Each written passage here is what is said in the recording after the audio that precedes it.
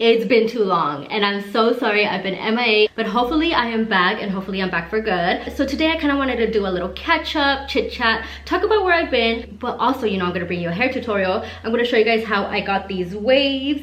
So yeah, if you guys want to know how to get these everyday waves, then let's get into it. First, let's start by sectioning. I like to go from the bottom up, and one thing I do is make sure I have even sections throughout. Every single strand that I get is going to be around this big. It is the size of the curling iron, and the key is to stay consistent with how big the strands are as well as the curls. Switching to voiceover because I want to make sure I am super in depth with this. Let me pause and say a PSA. Practice this method with your curling iron off first.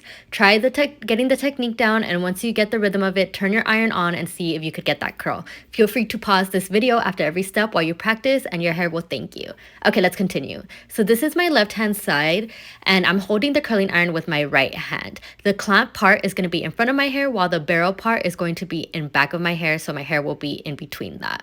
I'm going to start at the very top of the strand, not the bottom, and then I'm going to curl away from my face. I'm going to lightly press on the clamp in order to feed hair through, and I am going to go opposite of my ear. So I am going to feed that hair through about 2.5 times, twisting the curling iron around, as you can see here. Here's one time, and then I'm going to go ahead and do that another time. So about 2.5 turns, I would say. And then once I have that, I'm going to take that very top part of the curling iron, that tip, and go underneath that very first strand. You're going to see right here. Take that tip and go underneath that very first strand. Take it out of that first strand only, not both. And then you're left with one strand on the curling iron, and I'm going to twist it again, use that clamp to feed hair through until I do that 1.5 turn again, so I could have those 2 strands on the curling iron, and then do the same thing throughout the whole strand. Take that tip out of that very first strand by going underneath, as you can see there. And then the same thing, you feed some hair through, and then you are going to take that tip out from that very first strand, feed some hair through, and do that throughout the strand until you go all the way down. And you should be left with this curl, and it turns out to a very beautiful wave once you're done. Feel free to use a smaller curling iron. If your hair doesn't hold as well or you want tighter curls, go ahead and use a smaller one, but I want like looser waves. I'm going to do the same thing throughout my left side, and I'll tell you guys what I do for my right. I have not been on YouTube for like 8 months, I believe. Burnout is real, especially with the rise of TikTok. I just feel like social media, it's just all in your face now. There's so many different platforms, and it's kind of overwhelming to keep up with everything. And then I'm gonna be honest, YouTube is a lot more time consuming to edit and film. I just feel like priorities have just been shifted to Instagram and TikTok, and that made me a little sad. But honestly, with all the platforms that are going on now, it's just so hard to keep up. So I'm on my journey to find my spark back again, and I think I know what it is. I think with the rise of TikTok, it just caused so many videos to go viral overnight, and that caused less of a community. So I don't know if you guys noticed now, but now we follow a lot of people that we don't even know their name. We just see a video one time, we follow, and we're just not invested in this person. Pre-TikTok,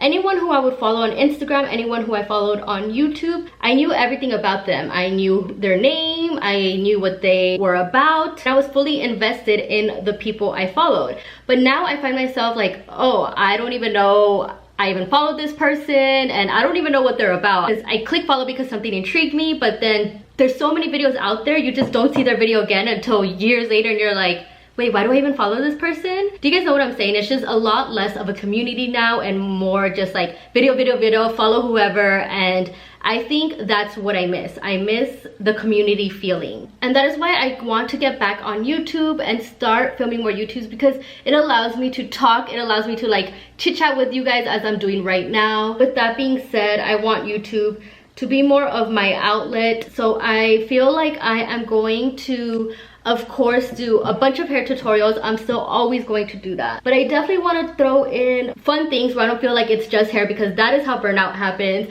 I want to post a little bit more about my life, maybe some vlogs, some get ready with me's, not just always hair tutorials, but They're not going away, so don't worry. But yeah, I feel like a diversity of everything would just help me from getting burnt out so fast. So that is what I decided I'm gonna do to try to share my life a little bit more, engage with you guys, and kind of build more of a community. Really quickly for the bang area, I like to do a swoop, like just curl away from the face around the eye, and not a full-on curl. This is gonna give me more of that swoop effect in the face frame. And the face frame is the most important because that's what everyone sees. That's what you see first. And if you don't like your hair, most likely it's probably the face frame.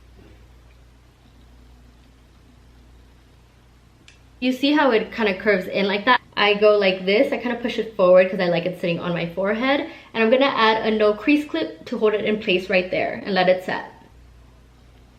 We are on the right side now. Again, we're gonna take sections about this big. Again, the iron is going to be vertical. The clamp is gonna be in front of your hair while the barrel is in the back of your hair. And you're going to twist away from the face, opening the clamp a little bit to feed hair through.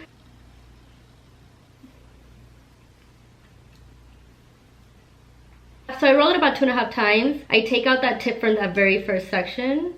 I roll down. Take out that tip from that very first section. Roll down. And then you go all the way to the end. Let me know how you guys are feeling. I don't even know if people are YouTube anymore. That's another thing. What's the platform that you guys use most? And is YouTube even one of them? Because these YouTube videos take a long time to make. So imagine me filming all these YouTube videos and it's like crickets. Anyways, life update. I got engaged. I don't think I have seen you guys since then. I actually made a YouTube video right when I got engaged and did like a type of get ready chit chat, but I never got to editing. I never got to posting it. I'm debating whether just posting that one where I did the story time, kind of just talking to you guys about it, or if I should get my fiance up here and we can do the story time together and both tell you from our points of view how it went down. So let me know which one do you guys think you would prefer, and I will try to edit either one of those videos. But yeah, I'm not wearing my ring right now. I cannot get used to it. Every time I try, I just like cannot wait to take it off. It feels like when you take off your bra at the end of the day. I always just end up taking it off and never forcing myself to get used to it. But I do always remember it. Whenever I go out, I'll always wear it. But inside the house, I just put it in its little dish and I don't wear it while I'm at the house. So let me know if you guys have any wedding advice for me. So some people might just like grab this whole chunk and curl, but you see it's like different lengths. For some people, I have to separate the bang area in two. Even if it's a skinny section, I curl it separately. It's better to separate them than taking a big chunky amount, because then it's just gonna be like an uneven curl. I take this little piece that is different length than everything else.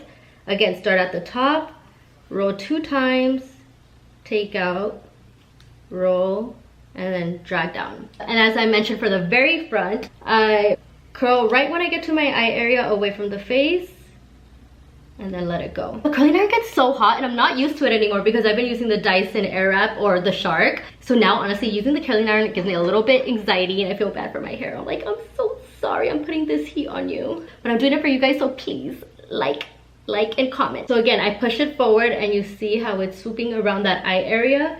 That's where I like to take this no crease clip and do it like that, so it could make my bangs shape into this way. I'm gonna add a little bit of hairspray so it can stay in place. Ooh.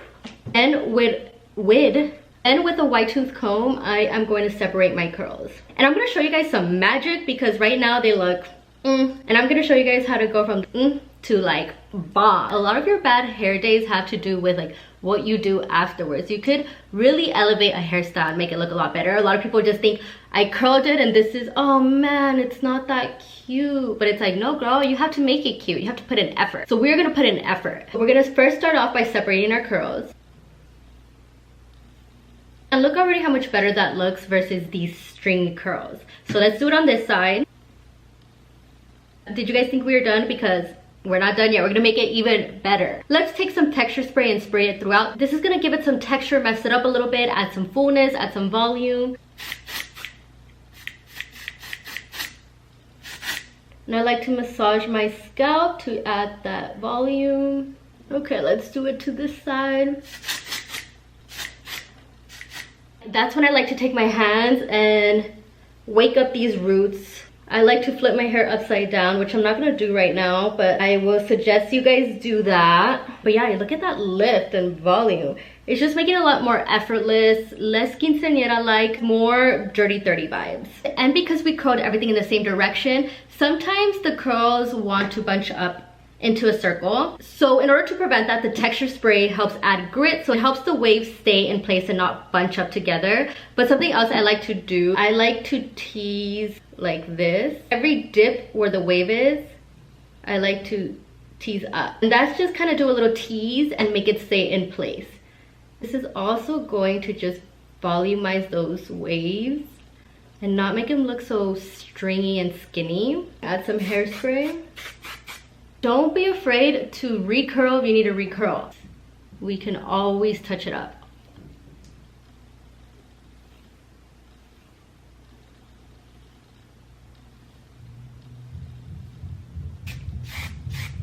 Are these not the most perfect, effortless, yet still polished waves? Let's do before and after from when I finished curling my hair to now. So that's what I mean by you guys can always turn a bad hair day into a good hair day. It takes understanding your hair and understanding little tips and tricks you guys can do to elevate it. That's what I'm here for. I'm here to show you guys. I'm here to give you guys all the tea and help you guys with those little tips and tricks to elevate all your hairstyles. So yeah, if you guys like this video, please show some love. Make sure to like, make sure to comment, subscribe. So don't forget to follow me on my other channels where I do the quick, easy tutorials. Stay here for the chit chat, but go there for the quick, easy tutorials. And yeah, thank you guys for watching. I'll see you guys next time.